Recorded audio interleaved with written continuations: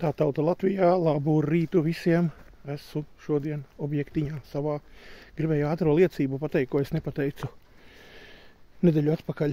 Tātad pagājušu nedēļu vienu dienu es biju iebraucis pēc sava Lietuvas brauciena. Tur jau biju devis liecību, kā Dievs man izglāba ar degvielu Lietuvā. Ja?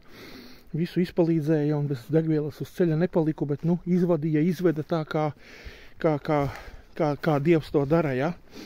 Ideāli, perfekti, super un viss gods un slava Dievam, Jēzum, ja, tā kā Lietuvā mani nepameta uz šosejas, bet atbraucot uz mājām, atkal es, kā redziet, es meklēju pamatu blokus un visādus pārsegumu paneļus, un tos meklējot, iekūlos pie Jelgavas vienā apdzīvotā vietā, un bija līs visas tās dienas, un ar savu mazo busiņu riepas uz R14 zemas iekūlos dubļos.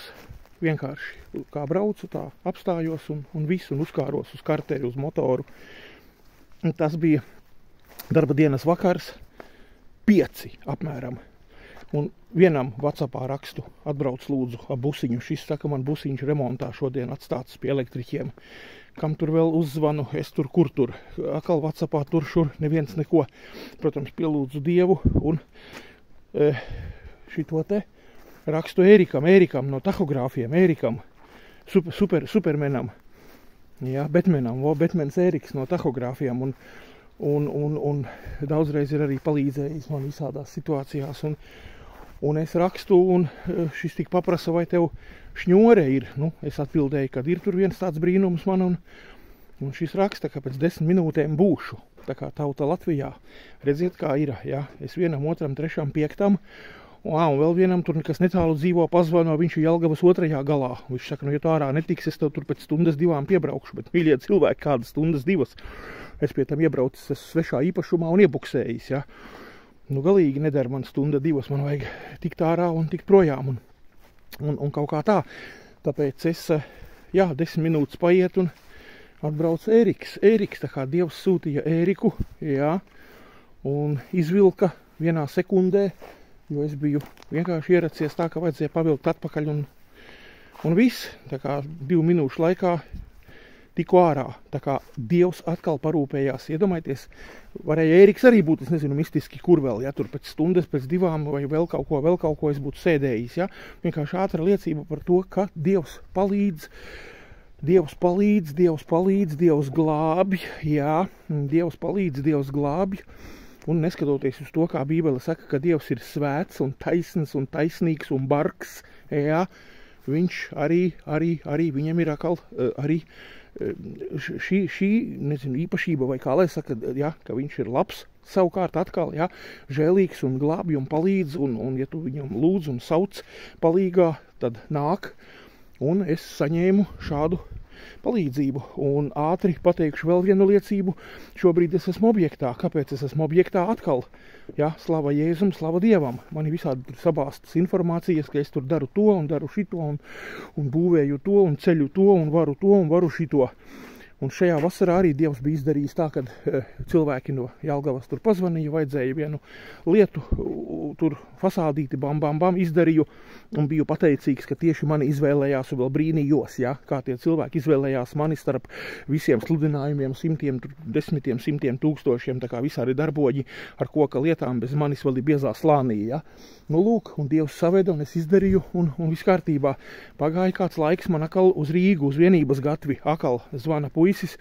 Man pat likās vienu brīdi, ka tur kaut kāds joks, ka šutka, ja tikko beidzās viens objekts uzreiz uz Rīgu akal fasādīti, un es tā pie sevis padomāju, ķēmojās. Bet vēlāk aizbraucot uz turieni, ieraudzīju, ka nopietnas cilvēks tiešām, jā, viss vajag fasādīti, uztaisīju.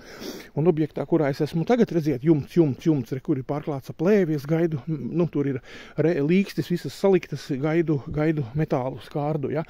Kas te bija? Arī kaut kādu nedēļu atpakaļ pēkšņi zvans kaut kādā, es atkal savus paneļus blokus vedu, galīgi aizņēmu. Domāju, kas tur atkal zvana, vēl tāds neapmierināts apmēram, ja, kad kas ko kā, atkal pazvana cilvēki sev tur un tur, jumts, vecais tur nost, jauno virsū, tiri, vari, nevari, uzņemsies, neuzņemsies, un cilvēks arī bija tieši izlasījis to, ka šo jumtu, kā es biju minējis, ka es to daru, līdz 60 kvadrātmetriem, nu teorētiski es to varu izdarīt arī līdz 100 kvadrātmetriem, ok.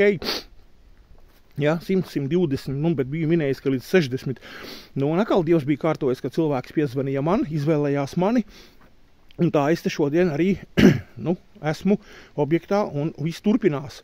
Tā kā šādas ir liecības, ka pilnīgi var teikt pa stundām, pa diennaktīm Dievs veda, ja?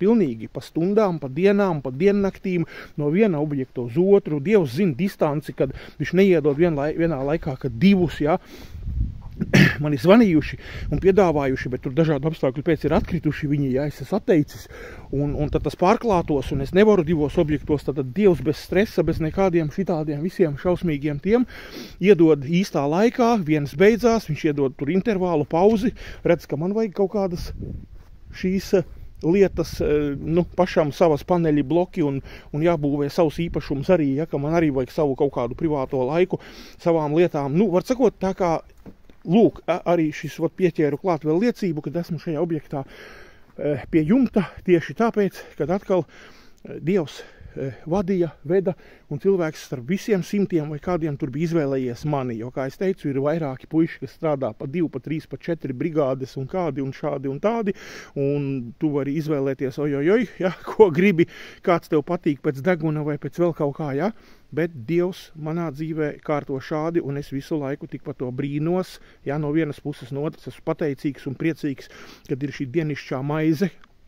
Jā, pastieties, vakar vai aizvakar bija Markam Incenbergam, draudzē Lūksnē, bija labs video par dienišķo maizi, tā laikam arī saucās, jā, kur viņš izstāstīja visu no Bībeles, kāda ir Dieva griba par mūsu ikdienas vajadzību apmierināšanu, maize, tiešā maize, netiešā, visas maizes, drēbes, apģērbs, jumts virs galvas, tā kā, jā, draudzē Lūksnē, noskatieties video par dienišķo maizi, un Dievs par manu dienišķo maizi visu laiku rūpējās dienu no dienas, tāpēc atkal slava par to visa ir Dievam Jēzum.